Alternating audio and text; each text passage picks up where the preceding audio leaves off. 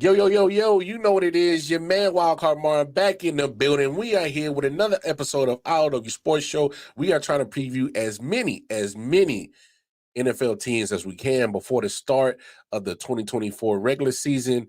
And, hey, I'm not a big fan of this next team that we're going to preview, but we got to preview them. And I had to bring a guest.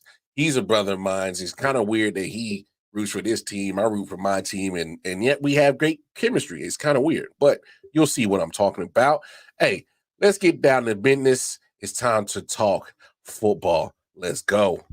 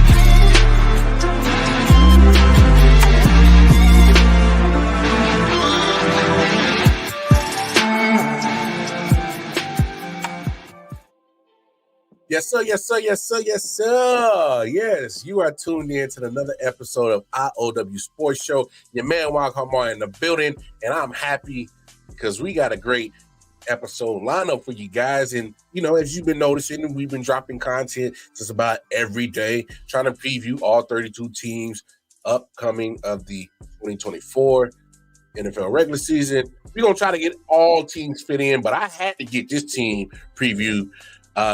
Hey, I'm just gonna say it. All right, we're gonna talk Raiders. All right, all you Raiders fans, Black and Silver Nation, stand up, come on in. Y'all ain't my favorite people, but this guy who's gonna help me preview his team happens to be one of my podcast brothers of another mother, and I'm glad that he's here representing Ball and Buzz Sports and Entertainment as well as a Bottom Line Sports. He is no stranger to the I.O.W Sports Show. The one, the only, the sports professor. Ooh, baby, Omar. Yo, what up, friends? The Raiders. Is that John Green? Raiders, that's what's up in this episode, baby. Man, when did they start putting John Gruden on masks? That's crazy, bro. That's wow. Don't do my man Bray Wyatt. Don't do my man Bray Wyatt dirty like that. Bray Wyatt in the 6th.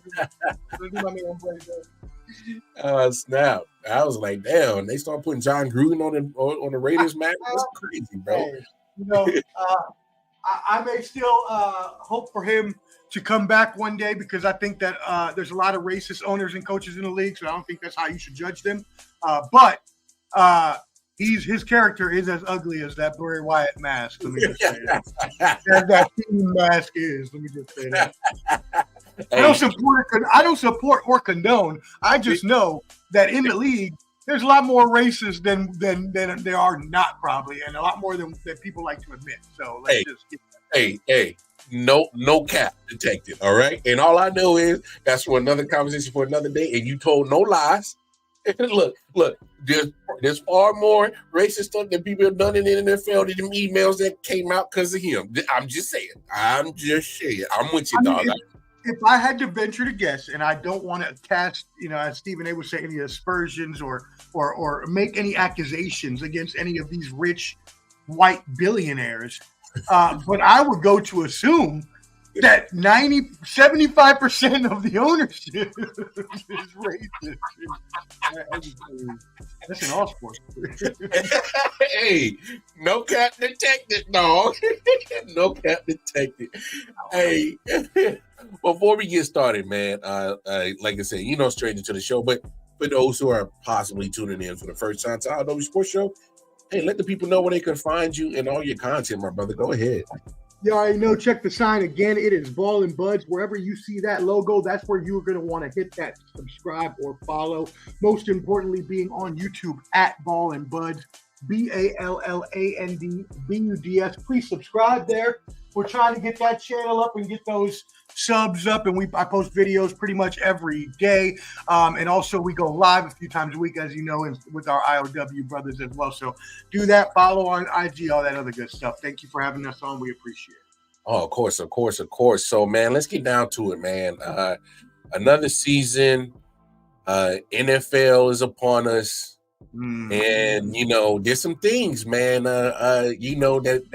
That got Raider Nation kind of feeling good, and one of them is right here. You finally take the interim tag off of your coach, Antonio Pierce. Speak on that, man. What is the difference that Antonio Pierce is going to bring in that organization that you probably guys haven't had in a long time at the head coach position? Go ahead.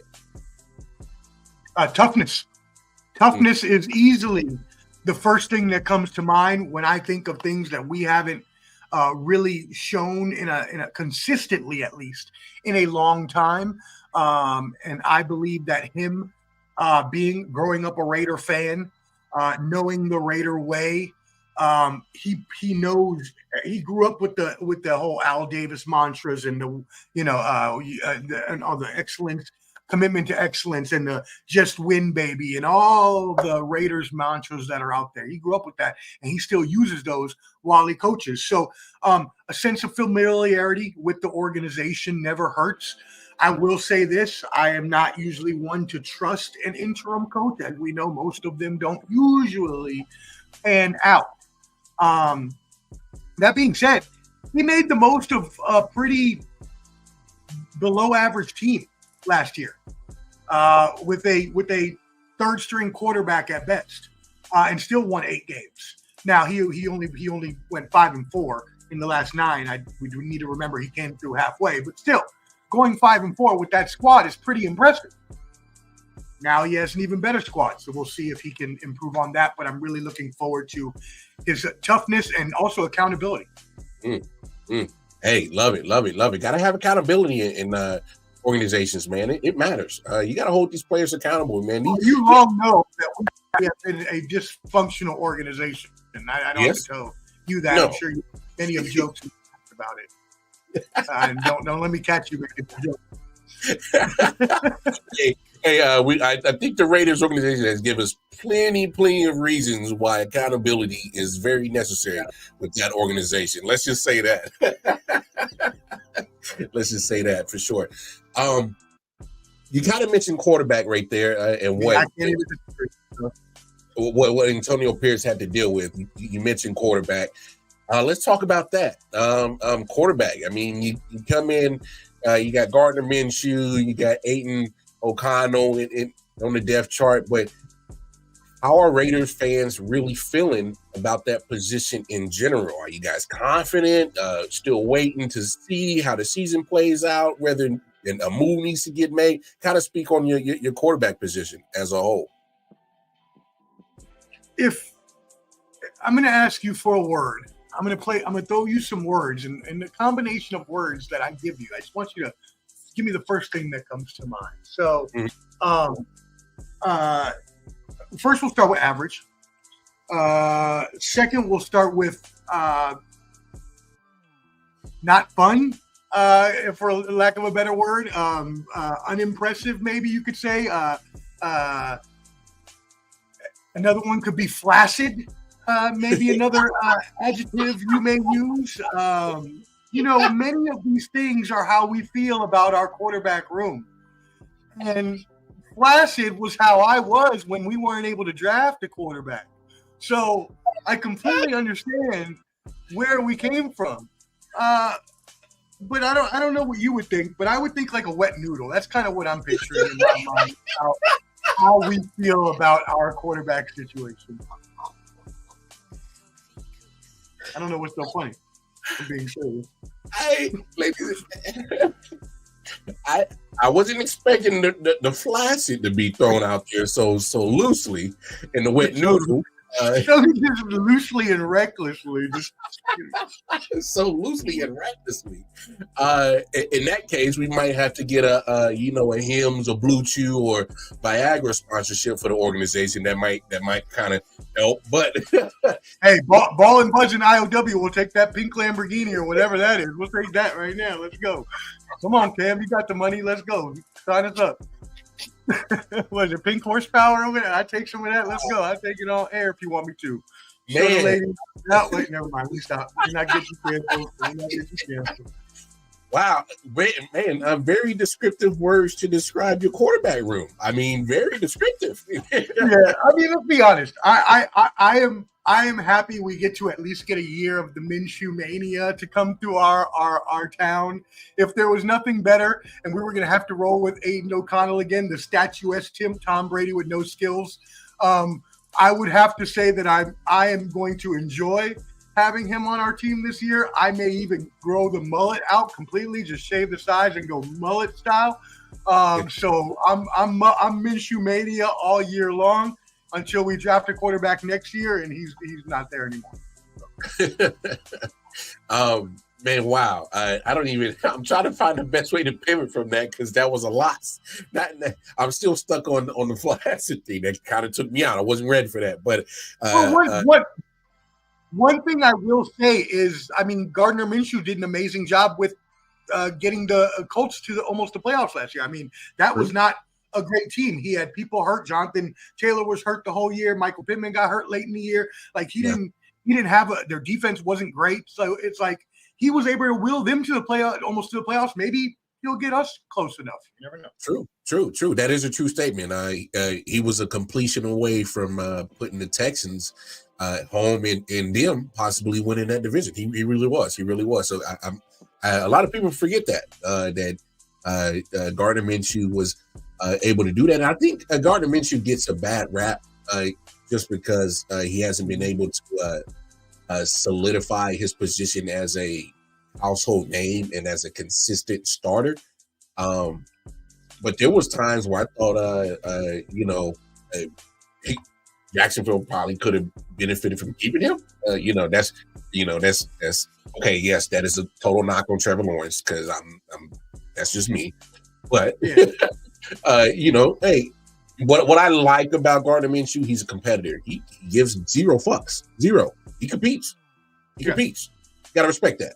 So I dig that. He's not gonna go out there and quit on you. So you're gonna get his best effort at least. Yes, you're definitely gonna get that. Some big losses to your team, but some good acquisitions. You bring in Christian Wilkinson to help on that D-line. I like that move for sure. Him next to the guy you got on your shirt, Max Crosby. That's a dynamic duo that they got right there going. But on the offensive side, there's a big void at the running back position. A guy that was a shoe-in 1,000-yard rusher. So kind of speak on that, the loss and who – name-wise or by committee, who's going to be able to keep that production at the running back position going for the Raiders? Yeah, I mean, obviously, as you mentioned, right, it hurts to lose a former rushing champion and a guy that we drafted homegrown in Josh Jacobs. I was kind of surprised, actually, when he left. Because him and Antonio Pierce had such a good relationship, I figured that would actually work out. But the Raiders were not willing to offer as much money as the Green Bay Packers were.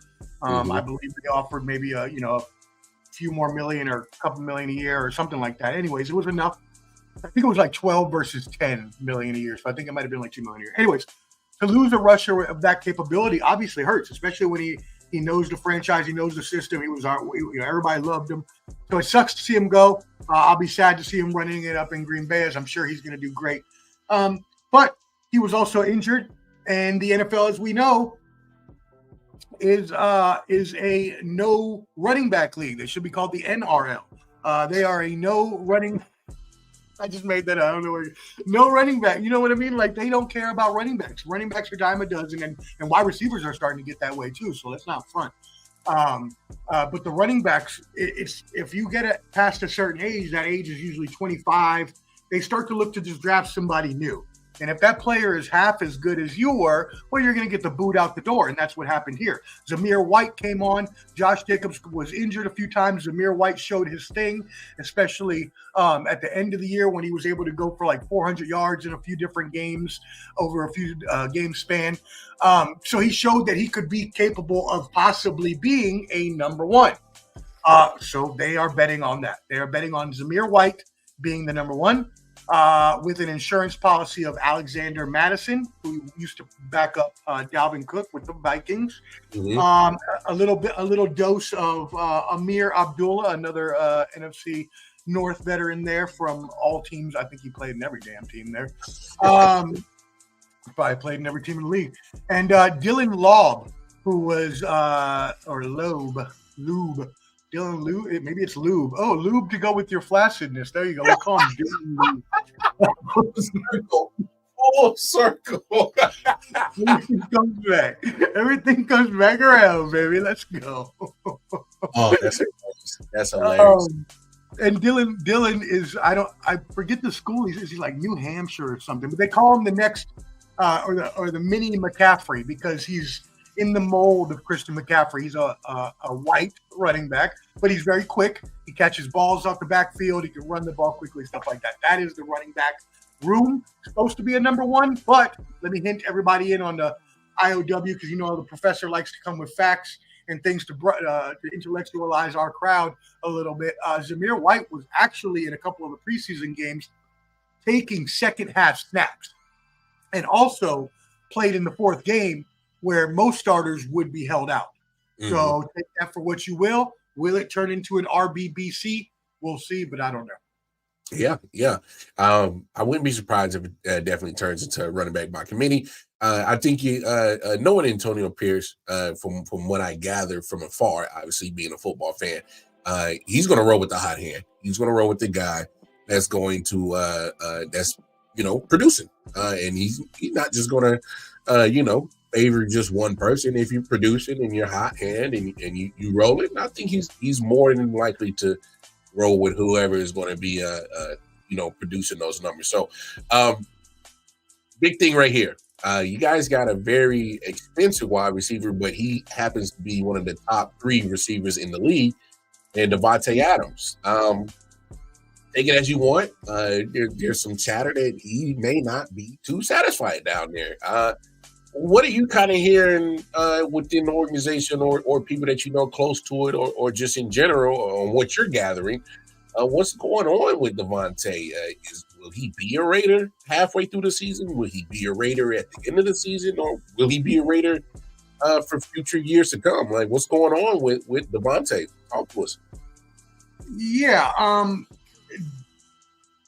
Do you mind me being, playing a little GM here for you? Hey, do your thing. Do your thing.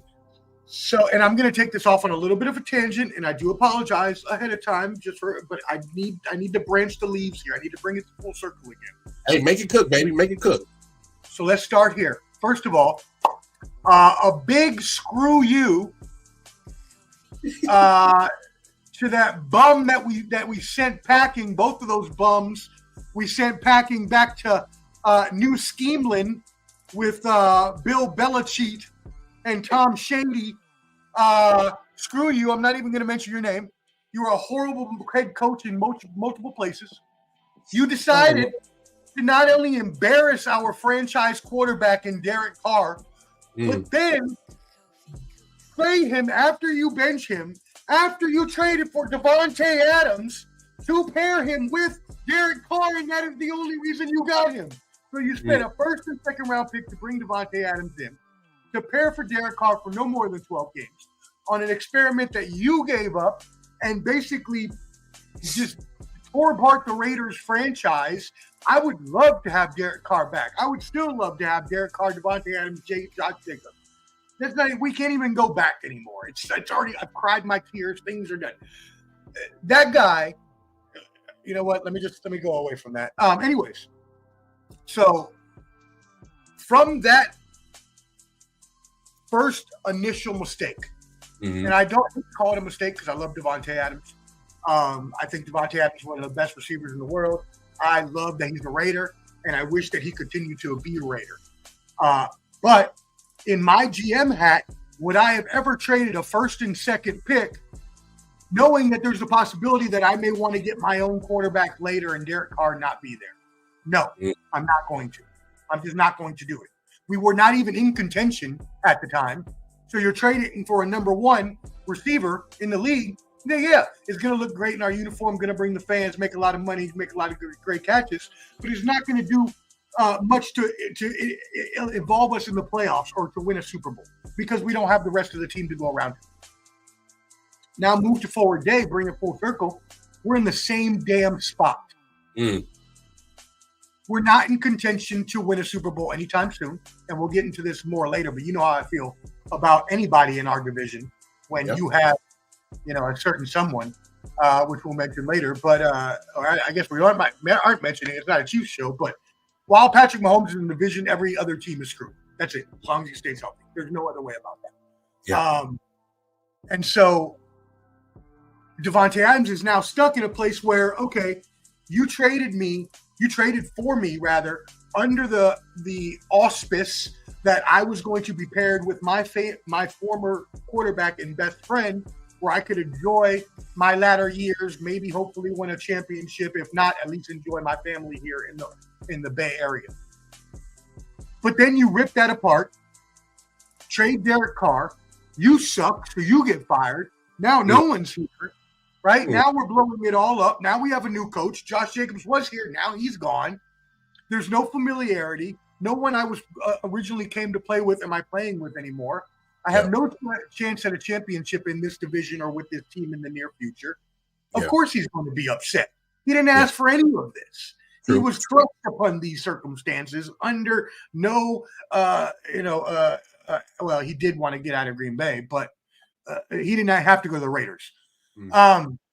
So, putting on my GM hat again now, I'm trading him at the trade deadline. If we are not even – so if we are even one game above 500, I'm trading him. Now, if we are 2 or 3 games above 500, I'll keep him.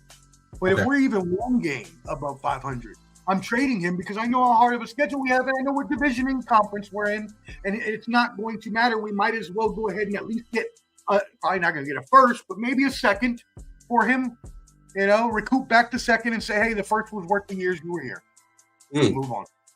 Yeah, man. I to be honest, is really that's really not a bad GM parody on that situation. I just think that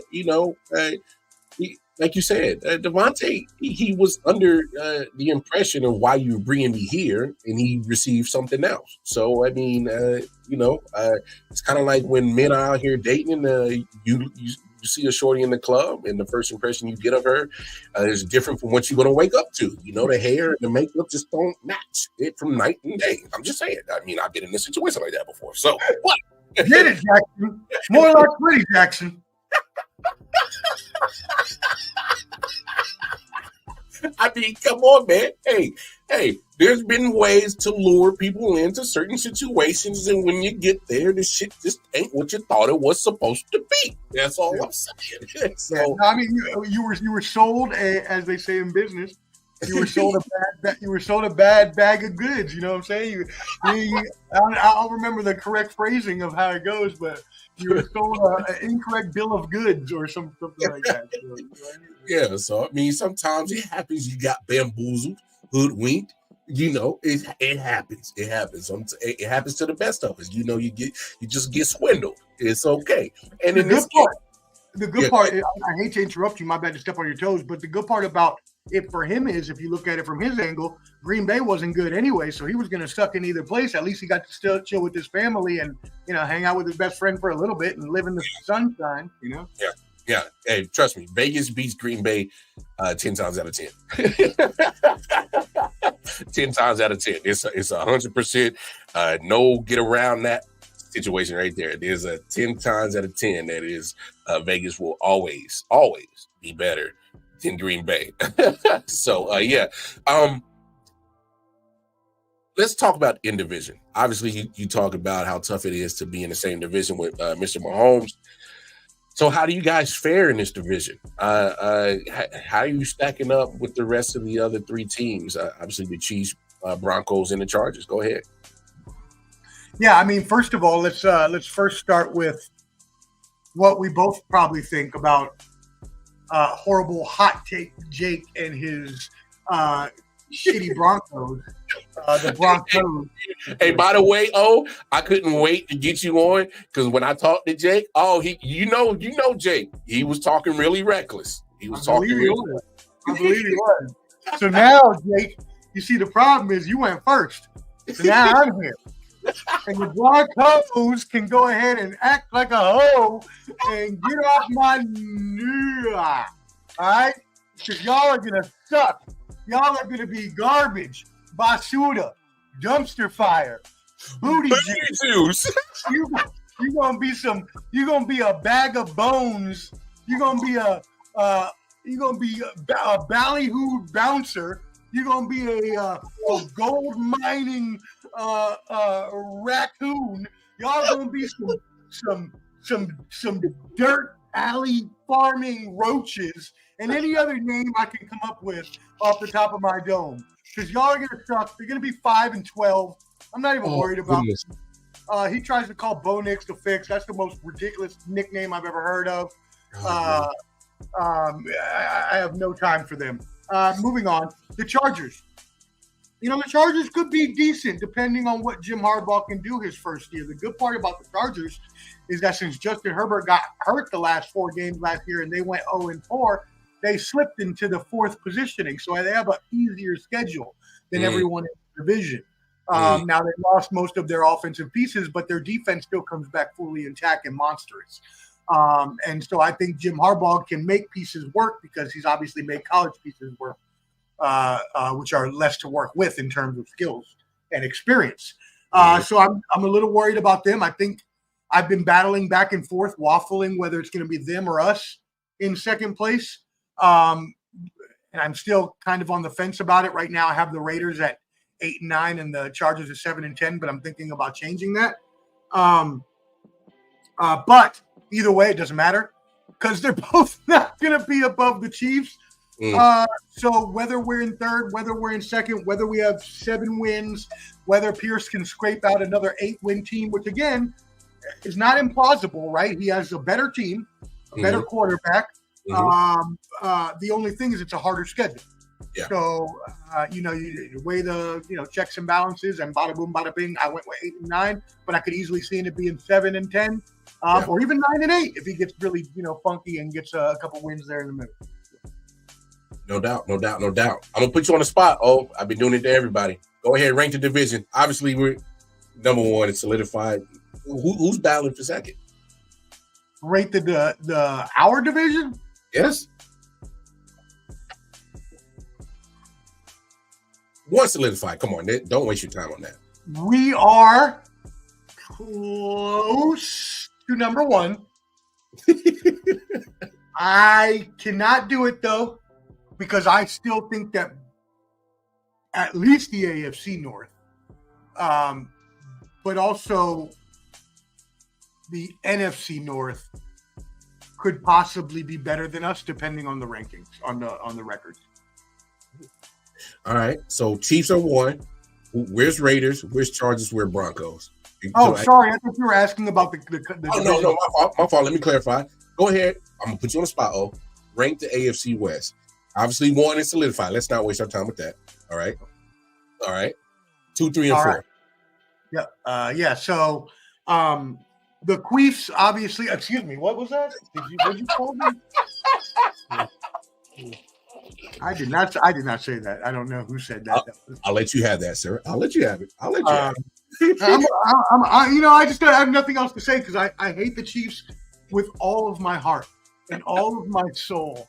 And I just wish nothing but losses and horrible teams for the Chiefs. But they're in some lucky freaking world where they got blessed with the best freaking quarterback, and we're screwed. The Raiders, I believe, let's say it takes Jim Harbaugh a little bit to get acclimated. The offensive pieces aren't all there. The Raiders defense is better than Chargers defense.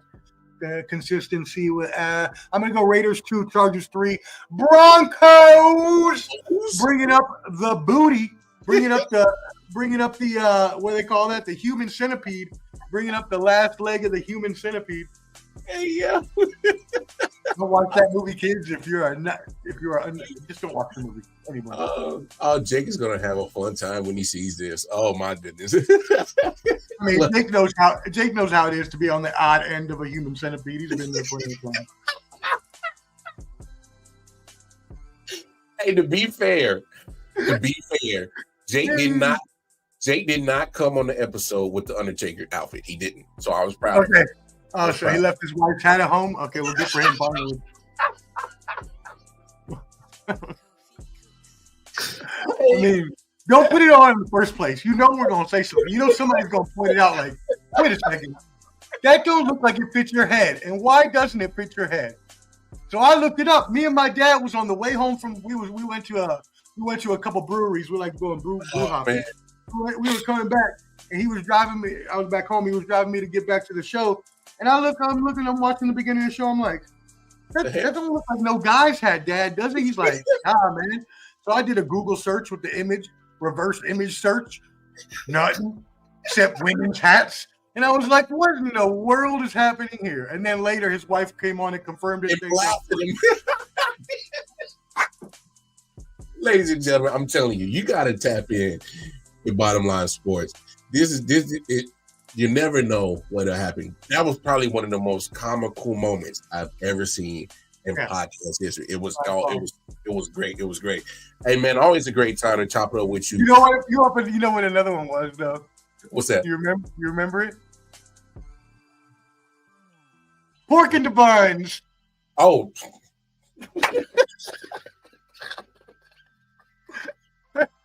This is why you got to tap in with I.O.W. and Bottom Line. You never know what the hell gonna happen. You never know. You never know. Hey, Speaking of, are you about to end the episode? Yes. Then I'd like to invite your fans and you, obviously, to the next episode of Banter, Brawls, and Bravado. I would actually like you to be a guest if you would like. We're going to do a little mix of some controversial topics, some NBA, NFL, some MLB, some other things. So if you want to jump on, let me know. So that'll be next week, next Wednesday. Word. We can definitely make something happen for sure. But like always a great time to chop it up with you, Omar. Always a blast. Love your banter and of course your actual non-biased analytical analysis. So it always comes in handy. Again, let the people know where they can find the sports professor at, my dog. The Sports Professor, baby. You can find me and the rest of the crew at Ball and Buds, BALLANDBUDS. Again, make sure you go to YouTube is the most important. Subscribe so you can watch all the videos of me, Clubber D, the Combat G, Mike Weeby, and the rest of the Ball and Buds crew, including the Bottom Line Sports coming on. There we go. Including the Bottom Line Sports coming on Tuesdays at 8 p.m. Eastern on Ball and Buds. Also, as I mentioned, the show next week. Yes, sir. And I'm going to try to get Mel on as No doubt. Looks like we're losing Omar. Oh, there you are. All right. Yep, we got you. What was last thing you heard me say? I don't know. I got weed head, so I totally just forgot. So, but no, make sure you tap in with my brother Omar, the sports professor, Ball and Buzz Sports and Entertainment. Make sure you tap in on that YouTube channel as well as Bottom Line. Let's give a shout out to Hot Take Jake, Can, Flo, the rest of the Bottom Line crew. Y'all tap in with them. Look at the bottom of your screen. Everything that you need to know, I.O.W Sports Network related, is at the bottom of the screen and right there on the tippy of my finger right there. You want to chop it up with me personally, KC Wildcard Mar on the Twitter, because you know me, I got more podcasts than the Jamaican got jobs. So that's where I put all my content. Just tap in with me. And as Omar Naja said, because he knows I be posting all my content. So just go over to the Twitter. You know what it is. So on behalf of the sports professor, Ball and Buzz, Sports is Entertainment, Bottom Line Sports, I.O.W Sports Network, man. Hey, we out of here. It's been another fantastic show. Take care of yourselves. Take care of each other. Peace and